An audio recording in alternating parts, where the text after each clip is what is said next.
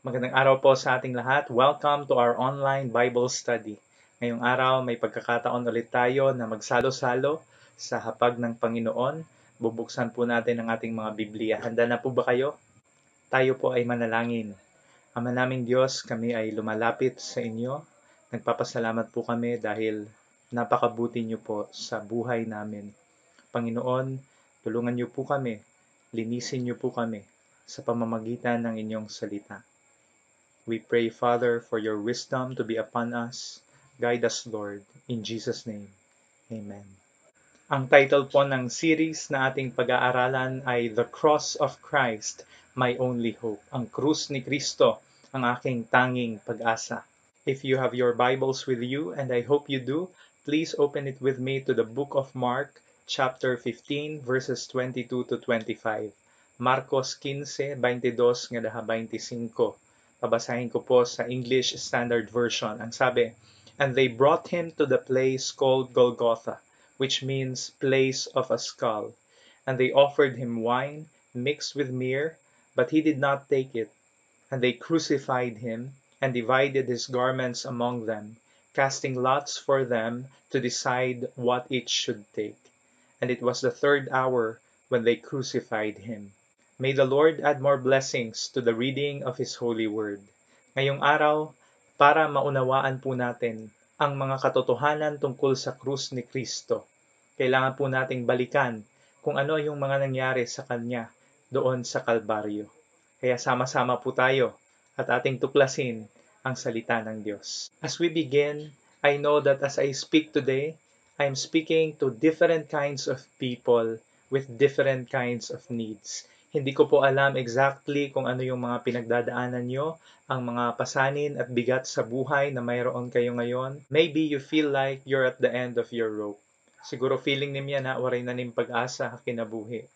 And you are looking for strength to go on. My aim for today is to show you that our only hope for love, our only hope for comfort, our only hope for strength, our only hope for peace, our only hope for this life is found in the cross of Jesus Christ. Ang aton paglaom hini nga kinabuhi nakadepende ha brutal, makaarawid, makaharadlek, ngan madugo nga kamatayan ni Kristo Jesus didha krus sa Kalbaryo.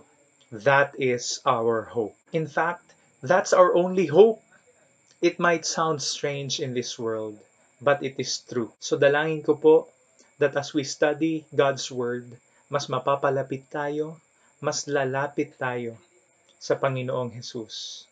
Nearer, closer, more intimate with Jesus Christ. As we begin, siguro tinatanong nyo, bakit kailangan mamatay si Kristo sa krus? Why on the cross? Why was Jesus crucified? Why did He suffer terribly? So ano ba ang katotohanan tungkol sa krus ni Kristo? What is the truth about the cross of Christ? Number 1, the cross reveals the Savior's suffering. Ipinapakita ng krus ang pagdurusa ng ating tagapagligtas. Mark 15:22 to 25. Kanilang dinala si Jesus sa lugar na tinatawag na Golgotha, na ang ibig sabihin pook ng bungo. Siya'y binibigyan nila ng alak na may kahalong mira, ngunit hindi niya ito ininom. Ipinako siya sa krus at saka pinaghati-hatian ang kanyang damit sa pamamagitan ng palabunutan.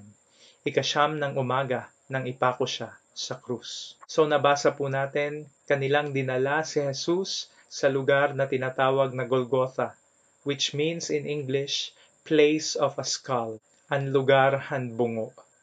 Many believe that this place resembles something like that of a skull. Others believe that this is called the place of a skull because it is associated with death. Siyempre, kung may namamatay, may mga remains, may mga bungo nga nahibibilin. But no matter where it is located, it is an unlikely place to be. Kung papipilian ka, birthday party or funeral service, ano din pipilian? What would you prefer? Tarhakan takang pipilian birthday party kaysa marisyo damit pagkaan, hayahay ang buhay. But the reality about Jesus tells us that He did not choose the comfortable way, the easy way.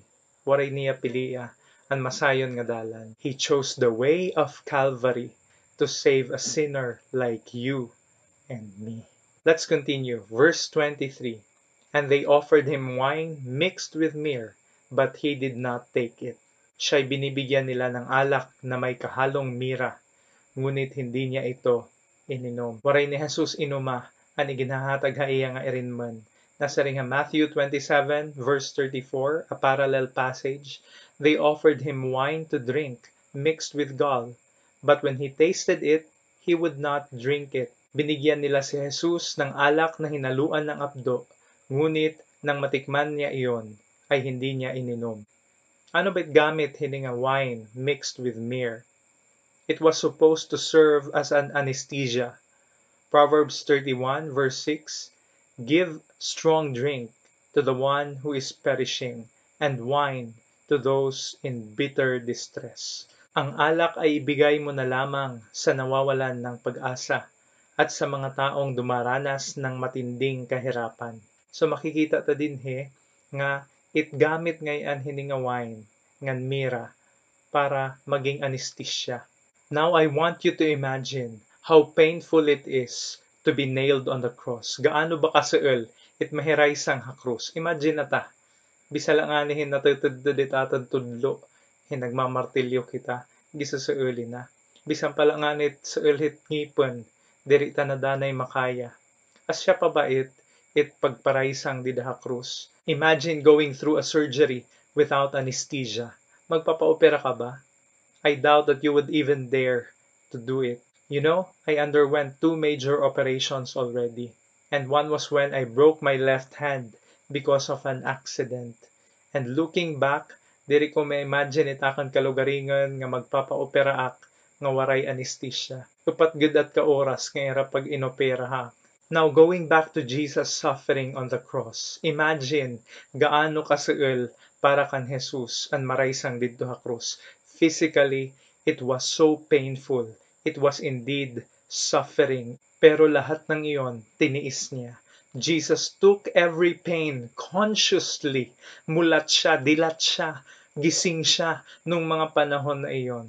He was suffering because of you and me, because of our sins. Sugadit kaseryoso it Diyos it sala, that it took God Himself to save us. Isaiah 53, 4-5. Surely He has borne our griefs and carried our sorrows, yet we esteemed Him stricken, smitten by God, and afflicted. But He was wounded for our transgressions, He was crushed for our iniquities. Upon Him was the chastisement that brought us peace, and with His stripes we are healed. Tunay ngang inalis niya ang ating mga kahinaan. Pinagaling niya ang ating mga karamdaman, subalit inakala nating iyo'y parusa ng Diyos sa Kanya. Ngunit dahil sa ating mga kasalanan, kaya siya nasugatan. Siya ay binugbog dahil sa ating kasamaan. Tayo ay gumaling dahil sa pahirap na dinanas niya at sa mga hampas na Kanyang tinanggap. Imbis nga kita dapat anakat tuhan krus, iginraraysang daran atin mga sala. Jesus ang nag-akuhan atin mga sala. Ngan pinaagihan iya pagsakripisyo, nagkamayada tahing katalwasan. Damang nga mga tao nasa ring hiraha Ginoo. Ginoo, diri nim naiintindihan itakan mga kasakit nga ginaagian niya na. Pero kamatuoran la, it Dios nakakaintindiha imo ngan haaken. Hikitalugod it diri nakakaintindiha iya. It aton mga kakurian din hatuna. Ginagian na it ni Jesus. Ngani kun hehena-henaan talahin maupay, hiya nga Dios nga waray sala, ang nagpasan han aten mga sala nga tanan, ngan hiya imbis nga hikita, ang namatay, para la kita mabuhi. Nasa ring verse 24, ngan ginaraysang nira hiya ha krus, and they crucified Him. Ang mga Romano ang nagraysang kan Jesus dito ha krus. Mapaspasla ang pag-mention ni Mark hiunong han crucifixion. Mark probably described Jesus' actual crucifixion kay maaram hiya nga niya mga Roman readers in familiar na hiunong hit crucifixion. The Bible does not focus on the physical scourging of Jesus or the details of his suffering in the cross. No adjectives, no descriptions or discussions as to what crucifixion was. Pero ano nga ba ang crucifixion? Crucifixion is a form of execution used in ancient times that involved binding or nailing the victim to an upright cross until death. It was the capital punishment of the Roman Empire. A person dies because of suffocation, bleeding, and dehydration. So kikitaan ta dinhi ang kakurian nga ginantos ni Jesus. Hanti pakadto pala nga niyan krus, di ba? Gintinamay na hiya, gintuprahan hiya, ginlatigo hiya.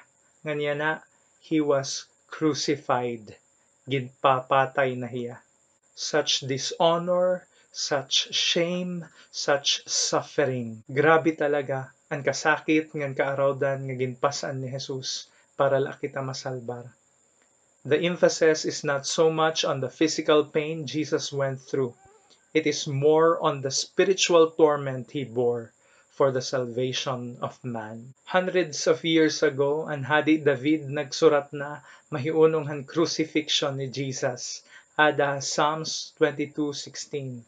Psalms 22 verse 16. For dogs encompass me, a company of evildoers encircles me. They have pierced my hands and my feet.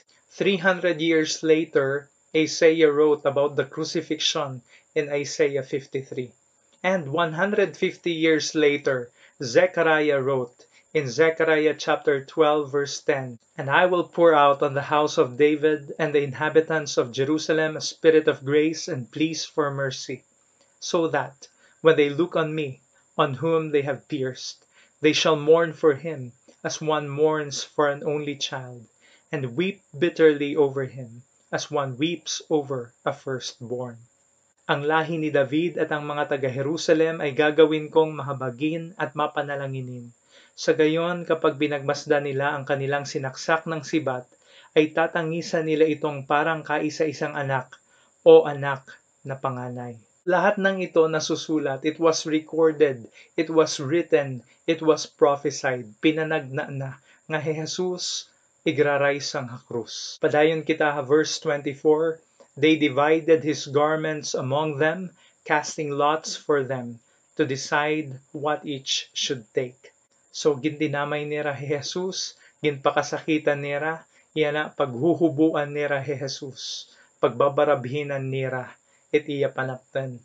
John 19:23-24. Nang si Jesus ay maipako na ng mga kawal, kinuha nila ang kanyang panlabas na kasuotan at pinaghati-hati sa apat. Kinuha rin nila ang kanyang mahabang panloob na kasuotan.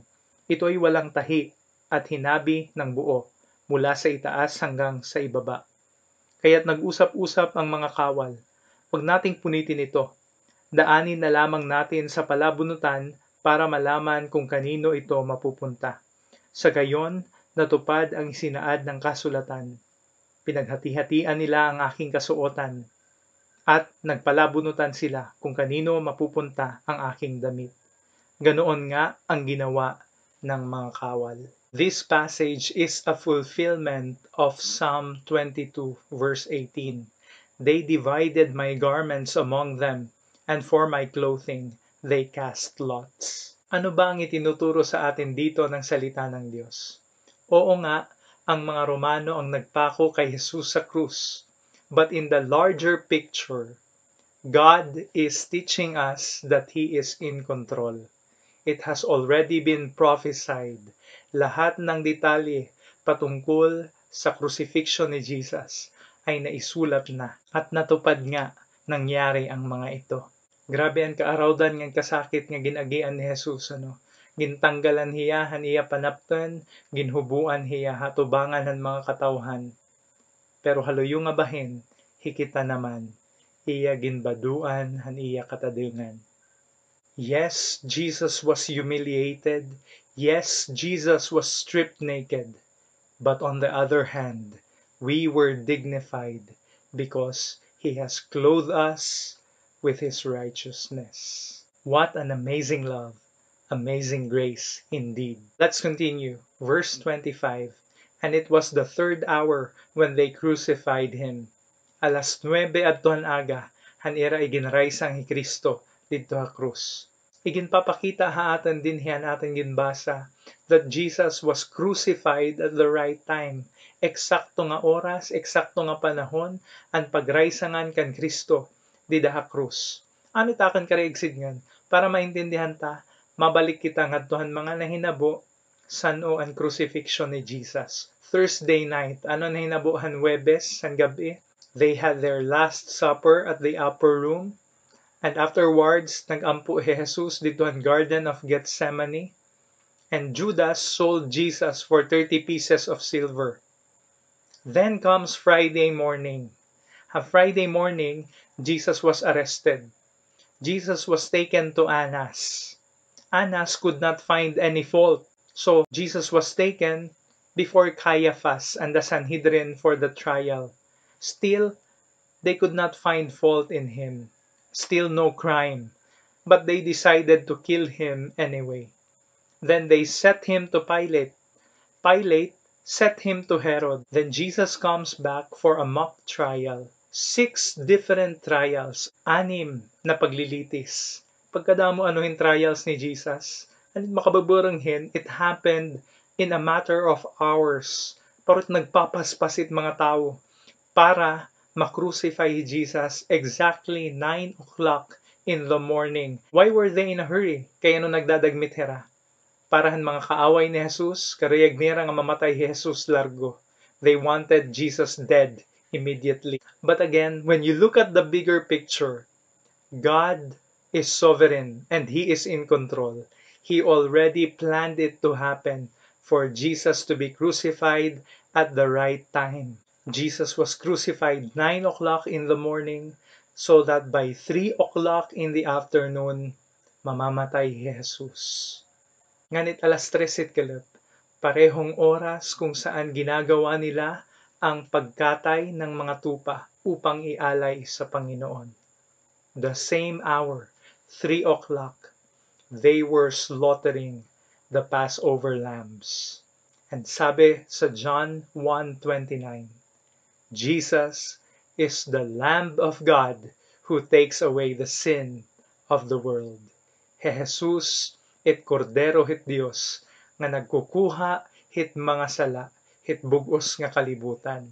Nahinabuin ni nga tanan para matuman ang kaburutan han Dios ngan para magkamayada kita hing katalwasan tidak kan Kristo Jesus. The cross reveals the Savior's suffering.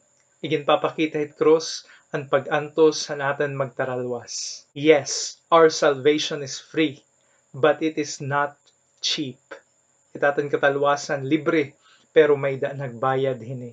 Nga ng pagkabayad, pinaagihan marahalan nga dugo ni Kristo Jesus nga atin Ginoo ngan magtaralwas. Ngan kun ikaw sumarig ngan tumuo kan Kristo ngan magbasol hiti mo mga sala, magkakamayada nim hin katalwasan. Whoever believes in the Son has eternal life. Whoever does not obey the Son shall not see life, but the wrath of God remains on him. May ada kinabuhi nga waray katapusan an bisan hin-o nga natuohan anak.